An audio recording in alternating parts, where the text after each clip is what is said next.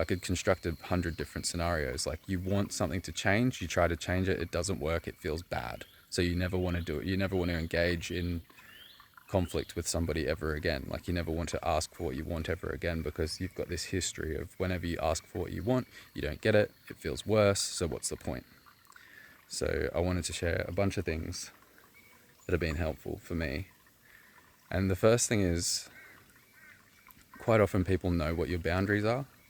They know before you express anything, people often know that they've already disrespected you. Like, if they are playing loud music while you're trying to study or you're trying to sleep, we'll stick with that example. There could be countless others.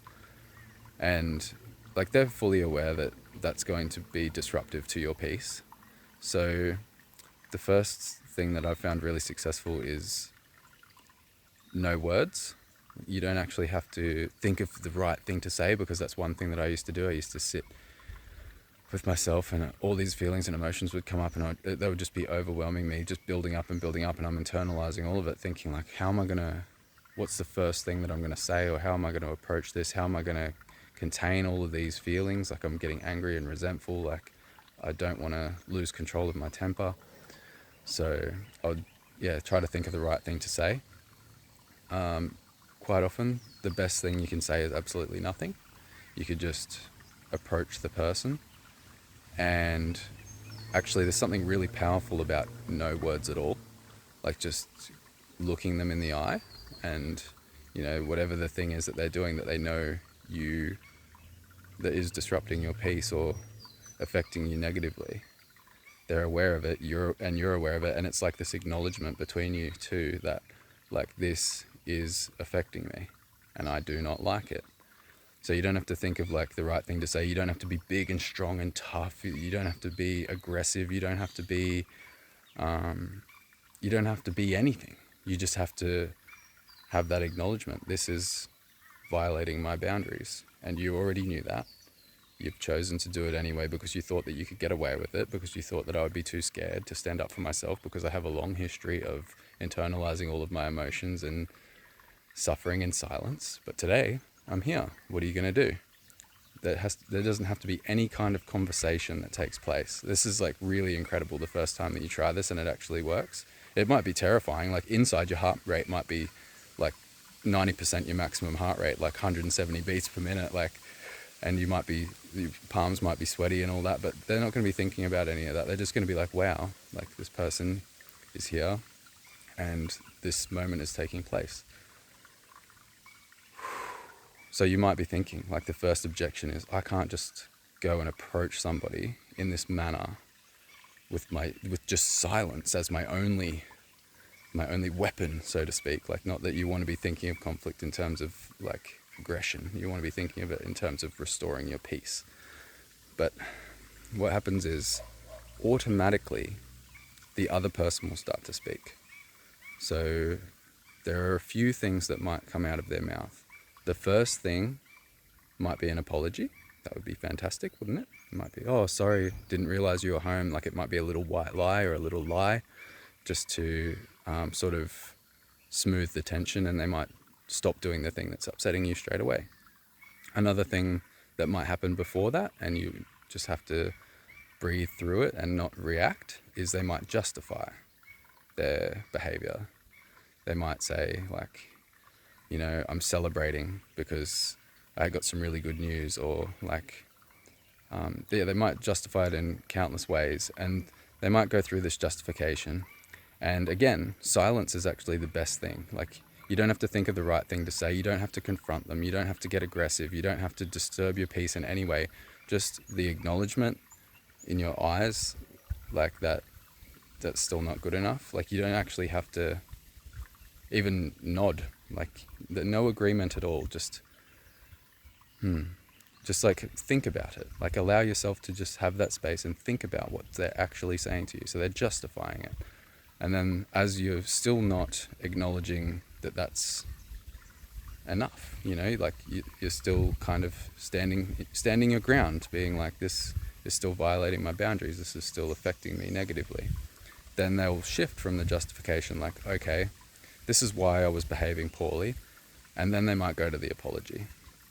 Another thing that might happen is they might not justify or apologize. They might actually be hostile. That just means there's, like, you can see there's like steps here. Like, they might go straight to the apology, they might go justification, apology, they might go hostile and then justify and then apology. And they're, you know, like, if they're beyond hostility, then you're in a situation that you should probably start to think of other ways to remove yourself from that situation more permanently. Like, if you've got somebody that's just going to be hostile every single time and you're never going to be able to get through this process to a desirable outcome, like, just figure out another situation to transfer yourself to. But yeah, they might be hostile, and that's going to be the hardest one to be cool with, especially if you are prone to internalizing a lot of that anger and resentment towards others, and you just hold all of that inside of you, and it's still there, ready to explode at any moment. Like, anger is actually one of the most fragile emotions that a human being can experience. You know, you see the biggest, toughest, scariest guys in their most aggressive, terrifying moments, when they're just like screaming at somebody and threatening them. Inside, I can guarantee that they're actually feeling quite fragile, because all of that is in its own way an illusion. Like, they're hoping that that's enough, that they don't actually have to engage in violence, like, in a lot of those scenarios. Then there's, like, I don't know, all different levels to it. Maybe there are some people who do get off on aggression and violence and stuff like that. But even so, that's, if we zoom all the way out and we look at these things from the bigger picture, like, what kind of quality of life are they creating for themselves, and what are they setting themselves up to experience over and over again? Not our issue. Don't want to engage with those kinds of people. But I did want to just highlight the fact that anger is actually quite a fragile emotion. Like, getting angry and aggressive and getting in someone's face and trying to change things through force actually makes you more vulnerable than being quiet, humble, gentle, even nurturing. You could nurture this other person. Like, maybe in the justification phase, they might bring up a few things like that they're struggling with or that they're going through, and you could actually show a little bit of empathy. But this is more advanced. Like, you don't want to be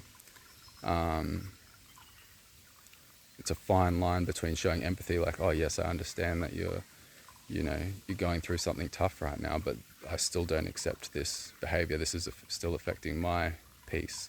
Like, you're still disrupting my life. And what just came up for me then, which I hadn't thought about at all before I hit record, is perhaps some people are still struggling with the feeling that, who am I to put demands on anybody else's choices? You know, like, who am I to say turn the music down? Or who am I to say don't park your car there? Or who am I to say like, don't make so much noise after 10 p.m. Like, whatever it is, like, there can be small things or it can be huge things. And I guess a lot of people who struggle with boundaries, they kind of talk themselves out of their own rights. Like, there's this big, like, why should I feel entitled? Like, why am I so entitled that I think other people should change for me? But I think the line is at self-sacrifice. Like, if you're sacrificing your own health and well-being, or your peace, or even your sleep, like, if you can't get enough sleep for work the next day or school the next day, whatever it is, like, once you cross over into that self-sacrifice, that's when you need to actually address what's affecting you. And if it's another person, you need to deal with that other person. And the tool that I'm giving you today is that silence, because it's actually really effective. Yeah.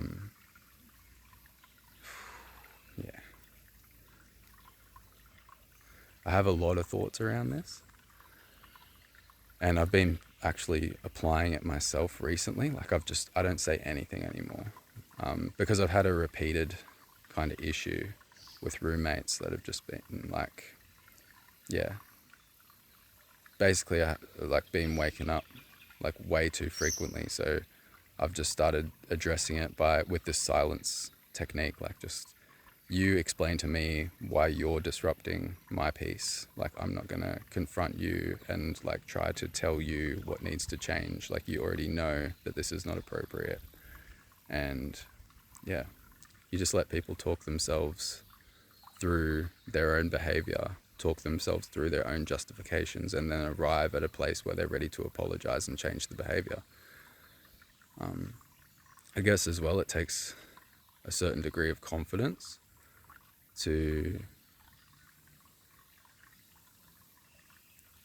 do this.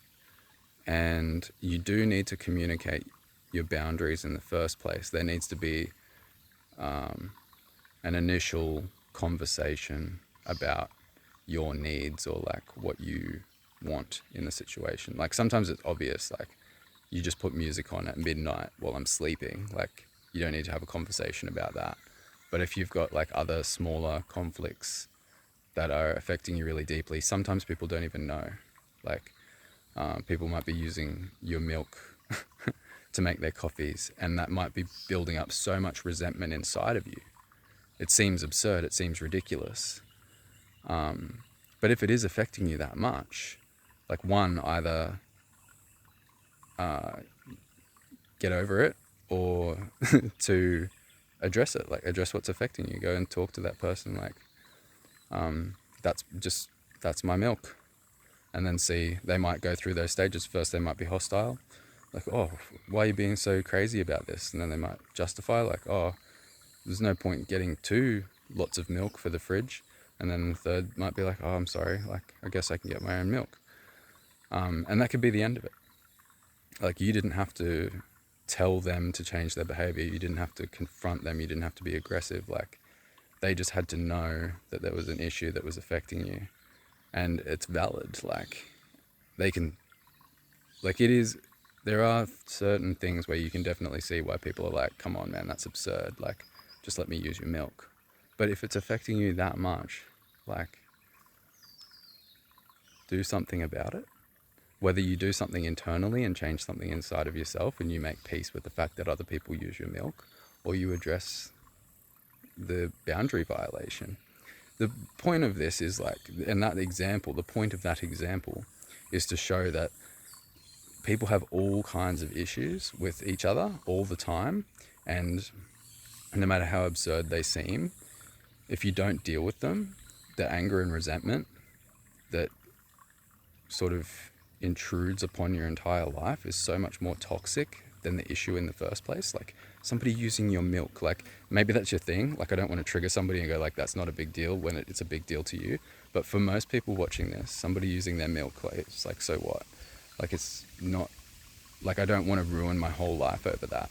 But if it's happening every single day, and every single day you're building on that little bit of anger and resentment that you're feeling towards this other person who's using your milk, like over the course of like a week, a month, a year, depending how long you're like connected with this person, it could be a decade. Like, and I guarantee if they're using your milk, then they're probably crossing the boundaries in other little tiny subtle irritating ways, and all these tiny little things are adding up. And because you're not addressing any of them, like it just makes you feel smaller, makes you feel like you're shrinking and shrinking down, and you feel like you're internalizing more and more emotions, and you're feeling more and more invalid and like you can't speak up. And like, everybody's experienced this, right? At some point in their life, they've just let things slide, and it didn't seem like a big deal, and you can't explain it either. Like, you feel insane. Like, why do I just want to like go crazy at these people, at this other person? Like, why do I want to just like lose my shit at them, and just like, why is there so much aggression, and like, what is going on inside of me? But it's like, you can't conceptualize all of the tiny little tears in your boundaries, like the little tiny boundary violations that are all accumulating up into this feeling that you're being taken advantage of, or that you're being walked over, like that downtrodden kind of feeling. you can't articulate it, so you feel even more frustrated. Like it just feeds on itself and feeds on itself. So these small things are big things. No matter how absurd anybody thinks using somebody else's milk is for that example, or any example, whatever it is that's affecting you, like don't underestimate the power of reclaiming that boundary. Every single boundary is important. And as you make your boundaries clearer and clearer, there's less and less things taxing your emotional bank account and taxing your awareness. And then you can start to focus, like as clearly as you can see me focusing in some of these videos, see me focusing on some of my goals in life, because this is one thing that I've been working on hard. Like I told you, even with my roommates at the moment, I'm still working on this. Like it's never perfect. There's never going to be a time where like nobody does anything ever again that upsets you. So it's like a really good thing to practice, because you want to be able to address this stuff faster. Like it's harder to address somebody drinking your milk if it's been going on for a year than if you did it on the first day, because you're going to be so much more insane in your response. Like it's not going to make any sense to anybody but you after a year of you building up that resentment and anger inside of yourself. And you know it's true. Like you feel insane. That's why you don't want to approach it. That's why you don't want to engage in conflict, because you feel crazy. You feel like, oh, there's no way I'm going to be able to like contain all of this emotion, and I'm just going to look like a crazy person. But you're not crazy. It's absolutely normal to develop these kinds of feelings and emotions inside of yourself when tiny little boundary violations accumulate throughout your life.